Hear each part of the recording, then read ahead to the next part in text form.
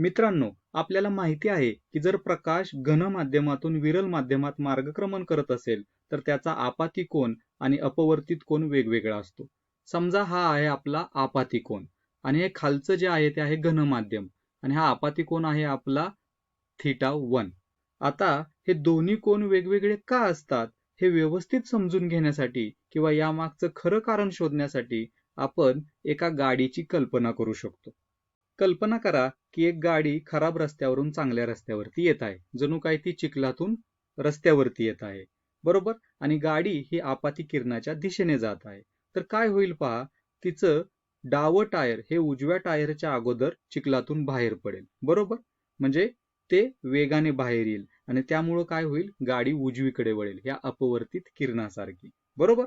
मग हा जो काही कोन असेल तर तो कोन असेल अपवर्तित कोन. आणि इथं आपण पाहू शकतो अपवर्तित कोन θ2 हा आपाती कोन θ1 याच्यापेक्षा काय आहे, मोठा आहे, बरोबर. आता आपल्याला तर समजले की प्रकाश जेव्हा घन माध्यमातून विरल माध्यमात प्रवेश करतो तेव्हा अपवर्तित कोन हा आपाती कोनापेक्षा मोठा असतो. आता प्रश्न असा आहे की असा एखादा आपाती कोन असेल का की जेव्हा अपवर्तित कोन हा 90 अंश होईल, म्हणजे तो विरल माध्यमात जाणारच नाही. तर असं समजा की इथं एक आपाती किरण आहे आणि या आपाती किरणाने केलेला कोन जो आहे आपाती कोन तो आहे θ3 आणि या θ3 मुळे अपवर्तित कोन जो आहे तो 90 अंश बनतोय, बरोबर. म्हणजे आपला प्रकाश किरण विरल माध्यमात जात नाहीये, तो पृष्ठभागावरतीच राहतोय, बरोबर. किंवा असा एखादा कोन असेल का की जो θ3 पेक्षा मोठा असेल.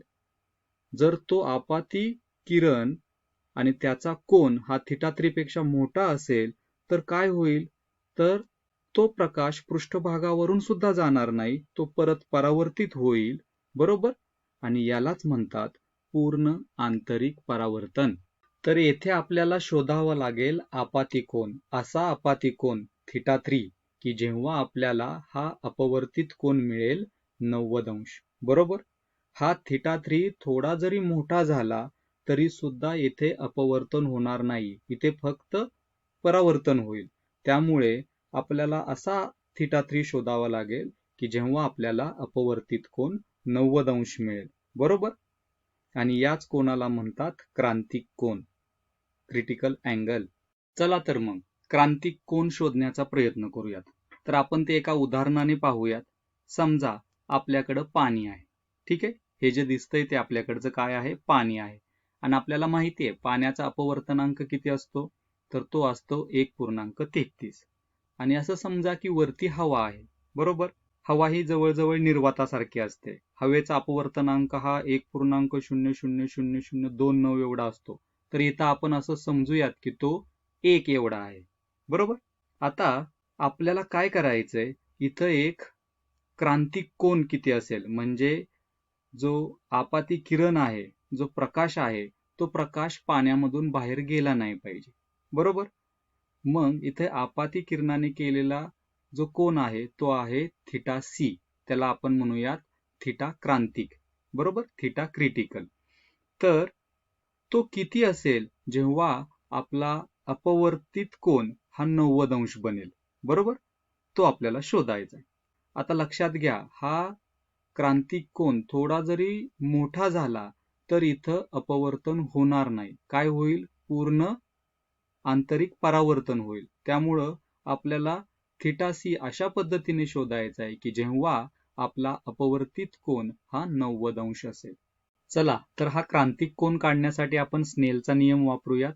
स्नेलचा नियम काय सांगतो, तर पाण्याचा अपवर्तनांक 1.33 गुणिले साइन क्रांतिक कोन θc हे बरोबर असेल कशाचा, हवेचा अपवर्तनांक 1 गुणिले हा अपवर्तित कोन साइन 90.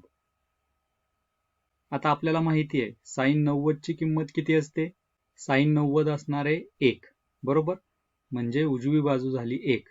आता जर आपल्याला हा क्रांतिक कोन काढायचा असेल तर दोन्ही बाजूला 1.33 ने भागूयात. तर डावीकडे राहील साइन क्रांतिक कोन θc बरोबर 1 भागिले 1.33. आता इथे जर आपण नीट समजावून घेतलं तर 1 हा काय आहे? अपवर्तनांक आहे. कशाचा आहे? हवेचा. बरोबर? म्हणजे विरल माध्यमाचा. भागिले 1.33 हे काय आहे? तो अपवर्तनांक आहे. कशाचा? घन माध्यमाचा. बरोबर? आता हे सोडवण्यापूर्वी आपण काय करूयात तर साइन इनव्हर्स घेऊयात. बरोबर? मग थिटा सी बरोबर काय येईल? थिटा सी बरोबर साइन इनव्हर्स 1/1.33. हे जर सोडवलं तर आपल्याला क्रांतिक कोन मिळेल थिटा सी बरोबर 48.8 अंश. तर हा कोन काय सांगतोय आपल्याला? तर हा सांगतोय जर प्रकाश 48.8 पेक्षा जास्त आपाती कोनाने पाण्यातून बाहेर पडत असेल तर तो अपवर्तित होऊ शकणार नाही. तो प्रत्यक्षात हवेत बाहेर पडू शकणार नाही. तो त्या सीमेवर फक्त परावर्तित होईल.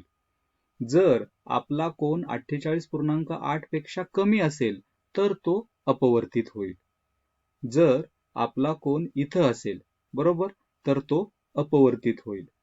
बरोबर? पण जर आपला कोन हा बरोबर 48.8 असेल तर तो बरोबर 90 अंश याने अपवर्तित होईल. म्हणजे तो फक्त आपल्याला पाण्याच्या पृष्ठभागावरती दिसेल. आणि याच तत्वावरती फायबर ऑप्टिक्सचे केबल जे असतात ते काम करतात. तर फायबर ऑप्टिक्स केबल म्हणजे आपण त्यांना काचेच्या नळ्या समजू शकतो. त्यातून प्रकाश प्रवास करत असतो. आता त्यामधले आपाती कोन हे इतके मोठे असतात की प्रकाश फायबर ऑप्टिक्स मध्ये सतत परावर्तित होत राहतो. प्रकाश किरण जो असतो तो क्रांतिक कोनापेक्षा मोठ्या कोनातून प्रवास करतो. त्यामुळे आजूबाजूच्या हवेत किंवा इतर कशात बाहेर पडण्याऐवजी तो त्या काचेच्या नळीमध्ये सतत परावर्तित होत राहतो आणि ज्यामुळेच ही प्रकाशाची माहिती पुढे प्रवास करू शकते. तर असो, आशा आहे की तुम्हाला हे बऱ्यापैकी मनोरंजक वाटलं असेल आणि समजलं असेल. इथेच थांबूयात. धन्यवाद.